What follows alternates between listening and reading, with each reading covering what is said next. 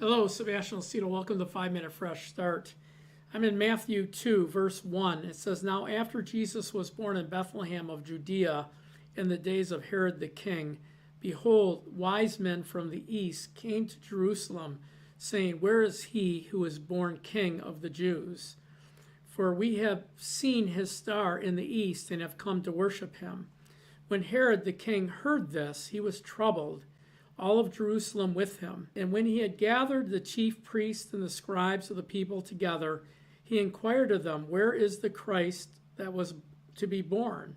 So they said to him, In Bethlehem of Judea, for thus it is written by the prophet, and it's written by Micah, But you, Bethlehem, in the land of Judah, are not least among the rulers of Judah, for out of you shall come a ruler who will shepherd my people Israel." And so this is, again, part of the journey to the birth of Jesus. He's born at this time. While he's born at this time, wise men, which I believe, and a lot of others that study the scriptures believe, that they came from what was then Babylon, which is modern-day Iraq. And because they're out of Babylon, and Persia took over as well. Daniel was there. Daniel was in both kingdoms. Daniel, while his book is very thin, it's about 12 chapters in the Old Testament, Daniel was a wise man. He had many writings. He wrote volumes of books. And I believe that the wise men knew that there was a time. If you remember, Daniel's 70 weeks laid things out almost to the day that Jesus would die, be crucified, to the year exactly.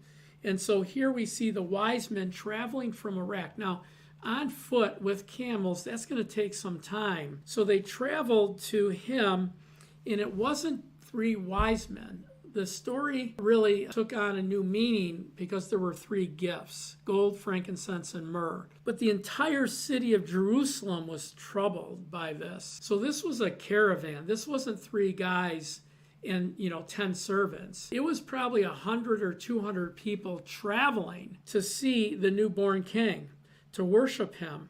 And they brought gold, frankincense, and myrrh, which were very expensive, and they gave it to Joseph and Mary, which I think sustained them for their life. I mean, he was a carpenter, but I think the gifts sustained them for their life. Herod just think about Herod, how spiritually dull he was. He asked the chief priests and the scribes where the Savior would be born, where the King would be born, where the Messiah would be born. They say in Bethlehem. He makes friends with the wise men and tries to deceive them into telling him who this child is. When he can't find out, he knows that Bethlehem is the birthplace. He sends his soldiers and kills every male child born under 2 years old. So he's a very wicked man.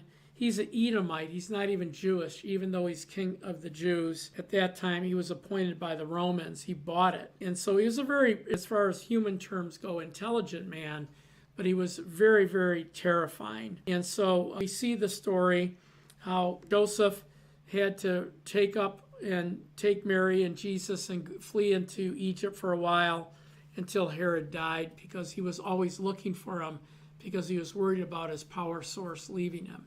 Anyway, God bless you. Thanks for watching. Please share, follow, like, make a comment, and please pray about becoming a partner with us. We do a lot here. We produce curriculums, workbooks, and videos that are produced in a studio, and we give those away for free. The cost in any Bible and bookstore would be $80. And tens of thousands of people have watched our curriculums and are watching our curriculums as we speak. Become a partner with us. Anyway, God bless you. Have a great day. Thanks for watching. Thank you for watching today. To stay informed and stand with the ministry, visit watchersoftruth.com. You'll find free resources, complete teaching series, and ways to partner with us in spreading the gospel. Donate today at watchersoftruth.com.